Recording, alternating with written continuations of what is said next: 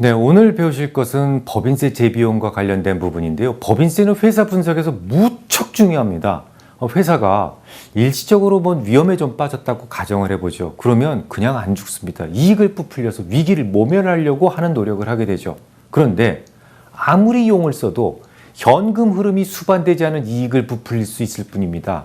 그러니까 쉽게 설명을 드려서 회사에 돈이 없는데 굳이 세금까지 내가면서 이익을 부풀리려는 사람은 없어요. 그래서 법인세 재비용만 잘 살펴보셔도 고의로 부풀린 이익을 의외로 간단하게 찾아낼 수가 있습니다.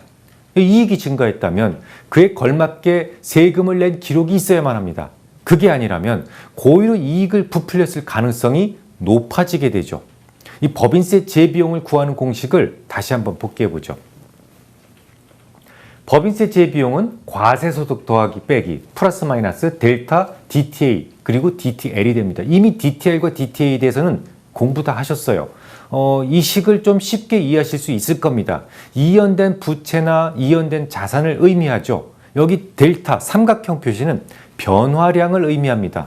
그러니까 과세소득이라는 게 결정이 되면 그동안 미뤄왔던 좀 미리 낸 세금을 우선적으로 공제하고 또 법인세 재비용이 결정된다. 이렇게 개념을 여러분들이 이해하시면 됩니다.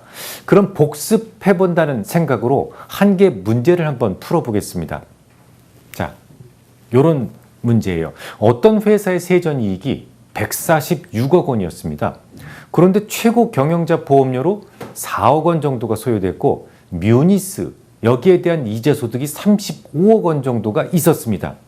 감가상각 비용으로 5억 원이 잡혀 있었고 워런트에 대한 비용이 5천만 원이 있었다면 이 회사의 법인세 재비용은 얼마가 될까요? 라는 부분입니다. 조금 복잡해 보이지만 지금까지 배우신 대로 하나씩 정리해 보겠습니다. 일단 세전이익이 146억 원이 잡혔다라고 말씀을 드렸는데요. 세전이익의 개념은 뭡니까? 발생주의 회계 원리를 적용했을 때의 이익입니다. 이 중에서 입금, 손금으로 불산입되는 것들을 먼저 정리를 해야만 하죠.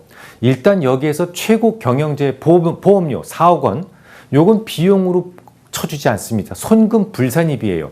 비용으로 처리되지 않는다는 얘기는 뭡니까? 이거 과세소득에는 다시 더해줘야 된단 말이 됩니다. 일단 여기까지만 더해준다면요. 146억 더하기 4억. 그러면 150억이 되죠. 뮤니스를 매수했다면 자 여기서 나오는 이자소득은 이익으로 쳐주지 않습니다. 입금 불산입입니다. 마치 브라질 국채처럼 뮤니스는 세금이 없다라고 말씀을 드렸었는데요. 세전 이익에는 당연히 뮤니스로부터 나온 이자소득도 포함되어 있었겠죠. 과세소득을 계산하기 위해서는 당연히 빼줘야 됩니다. 이 뮤니스로 인한 이자소득이 모두 35억 원이었으니까 150억에서 35억 원을 빼면 115억 원이 남습니다. 자, 그 다음 감가상각은 어떻게 하죠? 감가상각 비용 5억 원이나 나간 것이 있는데 이건 따로 계산이 필요 없죠. 감가상각 비용은 정당한 비용이에요. 당연히 세전이익에는 이미 계산이 되어 있단 말입니다. 이건 빼버리고요. 워런트에 대한 비용이 5천만 원이 있었는데 워런트는 비용으로 칠 수 없죠. 네, 그러면 다시 과세소득에 더해줘야 됩니다. 그러면 모두 115억 5천만 원이 과세소득이 됩니다. 이 회사의 세율이 30%라고 가정한다면 내야 될 세금, 즉 미지급 법인세는 34억 6,500만 원으로 계산이 되겠죠. 그러니까 항상 이 미지급 법인세로 나오는 이유가 나중에 내기 때문에 세금을 나중에 내기 때문에 미지급 법인세 부채 형태로 남는 거예요. 하지만 모두 끝난 것이 아니죠. 이제 미지급 법인세 항목이 계산됐으니까 최종적으로 법인세 재비용을 구하기 위해서 그동안의 DTL, DTA를 모두 상계 처리해만 됩니다. 가장 먼저 미지급 법인세를 오른쪽 대변에 채워 넣으시고 그 다음에 DTL과 DTA를 부채와 자산 계정에 채워 넣게 됩니다. 자, 그러면 이 예를 가지고 표를 만들어 보겠습니다. DTA라고 하는 것은 Deferred Tax Asset, 그러니까 끝에 asset이 붙어 있으니까 이연된 법인세 자산이에요. 당연히 차변, 왼쪽에 그려지게 되겠죠. 자산이라고 하는 것은 미래에 확고한 효익이나 가치를 의미하기 때문에 세금을 좀 더 냈거나 혹은 2월 결손금으로 인해서 감면받을 수 있는 권리들이 모두 포함된다라는 것을 기억하시죠.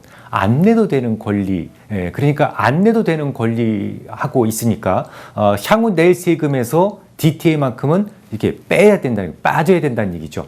그럼 DTA는 무엇으로부터 나왔을까요? 워런트 비용이었지 않습니까? 워런트가 지금 당장 손실로 치지 않기 때문에 세금을 내기는 했어요. 하지만 일시적 차이일 뿐 미래에는 그만큼 미래는 세금이니까 덜 내도 되는 확실한 경제적 효익, 세금을 안 내도 되는 권리가 생긴 거죠. 이게 그러니까 자산으로 잡힌 거예요. 이 회사에 적용된 법인세율을 30%라고 친다면 1,500만 원이 잡히겠죠. 법인세 재비용은 그럼 최종적으로 어떻게 계산이 될까요? 어렵지요. 어렵지만 가장 확실하고 쉬운 계정부터 먼저 채워놓고 나머지를 이렇게 퍼즐 맞추듯이 넣으면 돼요.